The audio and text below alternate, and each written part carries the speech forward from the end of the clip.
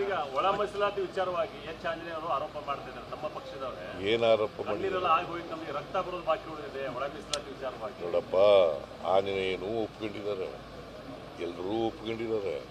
ಕ್ಯಾಬಿನೆಟ್ನಲ್ಲಿ ತೀರ್ಮಾನ ಆಗಿದೆ, ಒಳ ಮೀಸಲಾತಿ ಮಾಡಬೇಕು ಅಂತೇಳಿ ನಾಗಮೋಹನ್ ದಾಸ್ ಅವರ ಅಧ್ಯಕ್ಷತೆಯಲ್ಲಿ ಆಯೋಗ ರಚನೆ ಮಾಡಿರೋದು.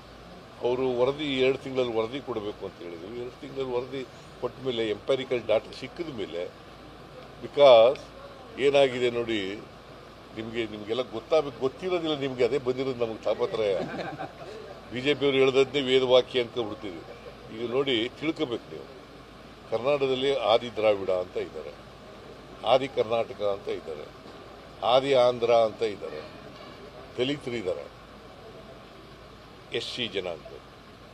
ಸೊ 102 ಜಾತಿಗಳಿದ್ದಾವೆ.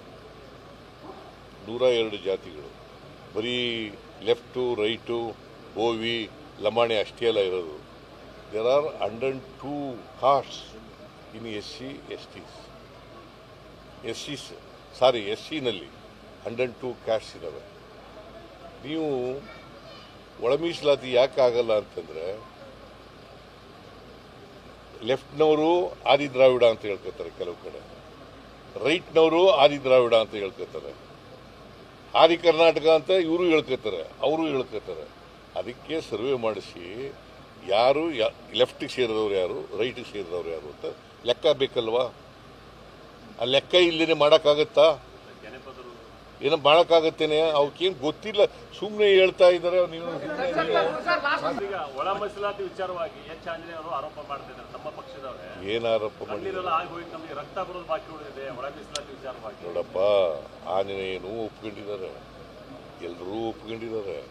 ಕ್ಯಾಬಿನೆಟ್ನಲ್ಲಿ ತೀರ್ಮಾನ ಆಗಿದೆ, ಒಳ ಮೀಸಲಾತಿ ಮಾಡಬೇಕು ಅಂತೇಳಿ ನಾಗಮೋಹನ್ ದಾಸ್ ಅವರ ಅಧ್ಯಕ್ಷತೆಯಲ್ಲಿ ಆಯೋಗ ರಚನೆ ಮಾಡಿರೋದು. ಅವರು ವರದಿ 2 ತಿಂಗಳಲ್ಲಿ ವರದಿ ಕೊಡಬೇಕು ಅಂತ ಹೇಳಿದ್ರು. 2 ತಿಂಗಳಲ್ಲಿ ವರದಿ ಕೊಟ್ಟ ಮೇಲೆ ಎಂಪ್ಯಾರಿಕಲ್ ಡಾಟಾ ಸಿಕ್ಕಿದ ಮೇಲೆ, ಬಿಕಾಸ್ ಏನಾಗಿದೆ ನೋಡಿ, ನಿಮಗೆಲ್ಲ ಗೊತ್ತಿರೋದಿಲ್ಲ, ನಿಮಗೆ ಅದೇ ಬಂದಿರೋದು ನಮಗೆ ತಾಪತ್ರಯ. BJP ಅವರು ಹೇಳ್ದದ್ದೇ ವೇದವಾಕ್ಯ ಅನ್ಕೊಂಡ್ಬಿಡ್ತೀವಿ. ಈಗ ನೋಡಿ, ತಿಳ್ಕೋಬೇಕು ನೀವು, ಕರ್ನಾಟಕದಲ್ಲಿ ಆದಿ ದ್ರಾವಿಡ ಅಂತ ಇದ್ದಾರೆ, ಆದಿ ಕರ್ನಾಟಕ ಅಂತ ಇದ್ದಾರೆ, ಆದಿ ಆಂಧ್ರ ಅಂತ ಇದ್ದಾರೆ, ದಲಿತರಿದ್ದಾರೆ, SC ಜನಾಂಗ. ಸೊ 102 ಜಾತಿಗಳಿದ್ದಾವೆ. 102 ಜಾತಿಗಳು, ಬರೀ ಲೆಫ್ಟು ರೈಟು OV ಲಮಾಣಿ ಅಷ್ಟೇ ಅಲ್ಲ ಇರೋದು. There are 102 castes in SC ನಲ್ಲಿ 102 ಕ್ಯಾಸ್ಟ್ಸ್ ಇದ್ದಾವೆ. ನೀವು ಒಳ ಮೀಸಲಾತಿ ಯಾಕೆ ಆಗಲ್ಲ ಅಂತಂದ್ರೆ, ಲೆಫ್ಟ್ನವರು ಆದಿ ದ್ರಾವಿಡ ಅಂತ ಹೇಳ್ಕೊತಾರೆ, ಕೆಲವು ಕಡೆ ರೈಟ್ನವರು ಆದಿ ದ್ರಾವಿಡ ಅಂತ ಹೇಳ್ಕೊತಾರೆ, ಆದಿ ಕರ್ನಾಟಕ ಅಂತ ಇವರು ಹೇಳ್ಕೊತಾರೆ, ಅವರು ಹೇಳ್ಕೊತಾರೆ. ಅದಕ್ಕೆ ಸರ್ವೆ ಮಾಡಿಸಿ ಯಾರು ಲೆಫ್ಟಿಗೆ ಸೇರಿದವ್ರು ಯಾರು, ರೈಟಿಗೆ ಸೇರಿದವ್ರು ಯಾರು ಅಂತ ಲೆಕ್ಕ ಬೇಕಲ್ವಾ? ಆ ಲೆಕ್ಕ ಇಲ್ಲದೇ ಮಾಡೋಕ್ಕಾಗತ್ತಾ? ಏನೋ ಮಾಡೋಕ್ಕಾಗತ್ತೇನೆ? ಅವಕ್ಕೇನು ಗೊತ್ತಿಲ್ಲ, ಸುಮ್ಮನೆ ಹೇಳ್ತಾ ಇದ್ದಾರೆ. ನೀವು